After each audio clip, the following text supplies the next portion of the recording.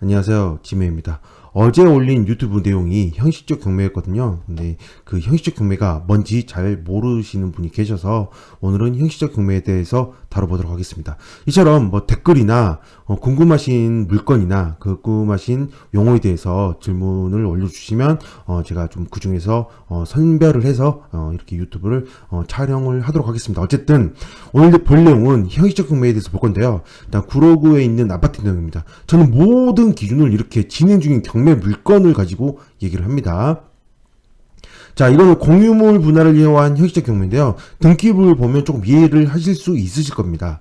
자, 등기부를 보면요.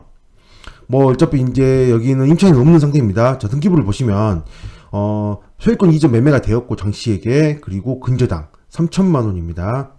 적은 금액이죠. 뭐 감정가에 비해서는.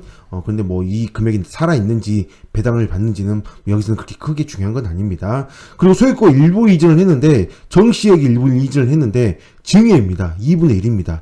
이것만 봐서는 단순하게 그렇게 보이는 거죠. 이 증여를 할 때 증여세를 생각을 해본다면 당연히 배우자일 가능성이 높습니다. 배우자라면 이제 어느 정도 금액까지는 증여세를 내지 않아도 되니까. 그래서 아마도 장씨가 소유자인 상태에서 이 장씨가 소유자인 상태에서 정씨에게 2분의 1을 증여를 한 걸로 보여집니다. 아마도 두 사람은 부부이겠죠. 그러나 시간이 흘러서 2002년도에 소유권 이전 매매인데 증여를 2012년도에 했습니다. 그리고 2020년 8년이 지난 상태에서 강제경매가 되는데, 정씨가 신청한 판결 정본에 의한 공유물 분할을 위한 형식적 경매입니다. 자, 형식적 경매가 뭐냐? 일반적으로 경매라는 거는 목적 자체가 돈을 받기 위한 겁니다. 이 경매를 넘긴 사람이 나는 이 채무자, 즉 소유자에게 받을 돈이 있으니 이 물건을 팔아서 그 돈을 나에게 다오라고 하는 게 경매라고 보시면 됩니다. 그게 이제 임의경매나 뭐 강제경매나 뭐 여러 가지 이제 채권에 의한 뭐 여러 가지 이제 경매가 진행이 되는데, 이처럼 형식적 경매라는 거는 채권에 의한 경매가 아닙니다. 채권의 경매가 아닌데, 이게 무슨 뜻이냐면, 이 물건은 장씨와 정씨 두 사람이 소유하고 있습니다. 자, 두 사람이 소유를 하고 있는데, 자, 정씨가 나는 이 경매를 남긴 정씨는 나는 이 물건을 팔아서 나의 돈, 이 물건이 지금 감정평가 금액이 얼마인가요? 5억 4.5억이라고 하겠습니다. 물론 당연히 시세는 훨씬 높습니다. 근데 5억이라는 가정을 하고, 이 물건은 나는 2억 5천이라는 이 집을 팔아서 2억 5천이라는 돈을 받고 싶다. 그런데 2억 5천이라는 이 권리를 행사를 해서 팔고 싶은데, 장씨가 이거를 장씨와 정씨가 두 사람이 같이 합산을 해서 매매로 팔면 되잖아요. 매매로 팔면 되는데, 이게 아무래도 이제 두 사람이다 보니까 의견이 맞지 않는 거죠. 이 같은 경우는 아무래도 좀 이혼에 관련된 게 아닐까 싶은 생각을 하게 되는데, 어쨌든 매매를 해서 팔면 되는데 이게 의견이 맞지 않는다면 정씨 입장에서는 나의 권리를 2분의 1 가지고 있는 나의 소유권에 기한 권리를 나는 행사를 할 거야 라고 해서 이 정씨는 공유물 분할 소송을 넘기게 됩니다. 공유물.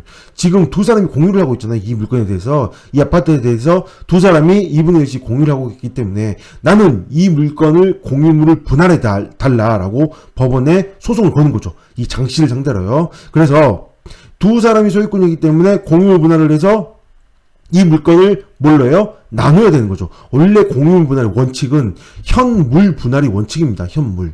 즉 현물이라는 건 뭐예요? 어떠한 이러한 토지가 있다면 공유물 분할 경매를 넘기면 나 이렇게 반 잘라가지고 이거 내 거, 이거 너 거 이렇게 나눈다는 얘기인 거죠. 근데 이건 뭐예요? 아파트입니다. 아파트니까 예를 들어 방이 4개다. 그럼 방 2개 너 거, 방 2개 내 거, 화장실 한 개씩 나눠서, 그리고 뭐 거실은 반씩 잘라가지고 이게 되나요?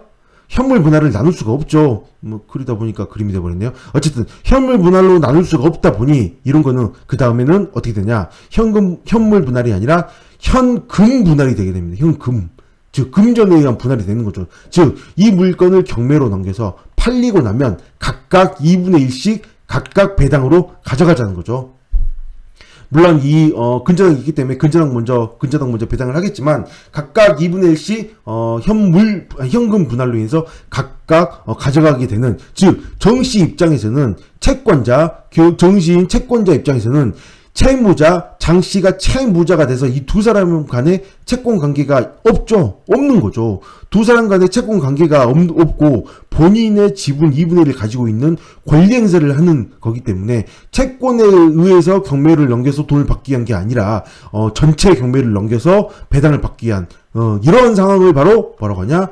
형식적 공유물 분할을 위한 형식적 경매라고 하는 거죠. 그래서 이렇게 형식적 경매를 하게 되면 뭐 일반 다른 경매랑 다를 건 없습니다. 단지 이렇게 판결문까지 받기까지 시간이 걸리거든요. 조정이라는 절차도 거치게 되고 하는데 아무래도 이건 조정이 안 되고 조정까지 가지도 못하고 뭐랄까 좀 만나지도 못하지 않았을까 싶은 생각을 하게 됩니다. 어쨌든 조정이라는 절차도 거치지 않고 여기까지 판결문을 받아서 뭐 그렇지 안 그렇지는 뭐 나와 있지 않으니까요.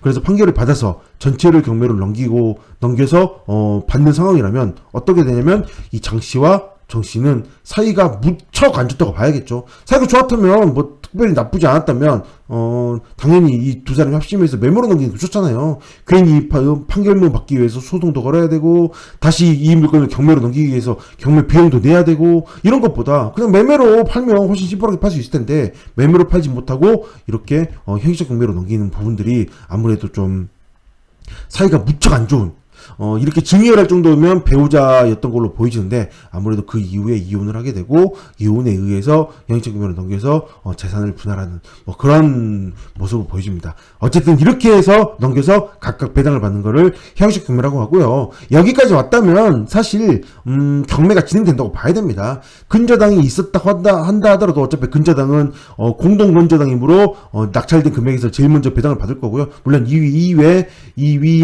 경매 비용이나 당해세는 있고요. 그 다음에 남은 비용에서 각각 2분의 1씩 배당을 받게 될 겁니다. 여기까지 와야 되는 상황인데 이게 경매가 취하가 될 가능성이 있을까요?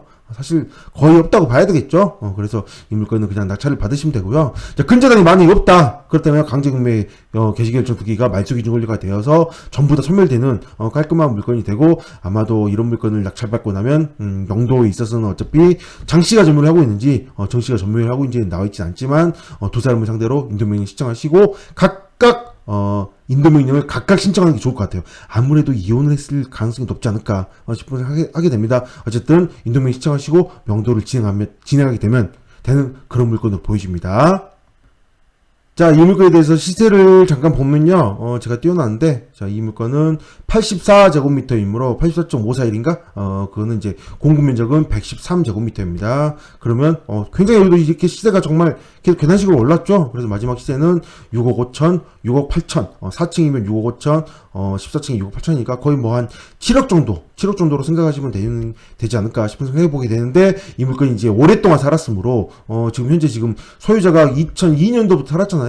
그래서 굉장히 오랫동안 살았으므로 수리를 굉장히 많이 해야 되는 그런 상황으로 보여집니다. 아무래도 이제 02년도가 18년이 지났지만 한 사람이 계속 오래 살았잖아요. 그러면 이제 수리를 좀 많이 해야 될 상황으로 보여지므로 24층 중 15층이므로 층수는 좋습니다. 자, 이 물건 굉장히 시세가 많이 올라서 7억 정도 시세가 되는 정도로 보여지는 물건입니다. 낙찰 받으면 그냥 명도 하시면 되는 그런 물건이에요. 특별히 형식적 경매라고 해서 다른 물건에 비해서 뭐 상황이 다르다 그런 건 없습니다. 낙찰자 입장에서는 어차피 말소기준 권리가 있고 전부 다 소멸되므로 특별히 문제가 없는, 단지 이제 형식적 경매라는 게 있으면 이 두 사람 사이가 좋지 않구나 라는 정도로만 인지를 하시고 접근하게 되는 거고요. 이제 형식적 경매를 제일 많이 볼 수 있는 게 이제 오래된 토지 같은 경우 이제 상속이 되고 또는 뭐 오래전부터 알던 사람들끼리 좀 떨어지고 뭐 형제 자매들끼리 떨어지고 뭐 해서 하는 경우에 가장 형식적 경매를 많이 보는데, 요즘에는 종종 이렇게 아파트에 대해서도 형식적 경매로 나오고 있는 거를 볼 수가 있습니다. 참 두 사람이 조금만 뭐 사이가 나쁘게 아니라 조금만 돈에 대해서 조금만 냉정하게 생각을 해서 판단을 했다면 이런 소송 비용이나 이 경매 넘기는 비용이나 좀 아낄 수 있었을 텐데 좀 안타깝다는 생각이 드네요. 네, 여기까지 하겠습니다. 감사합니다.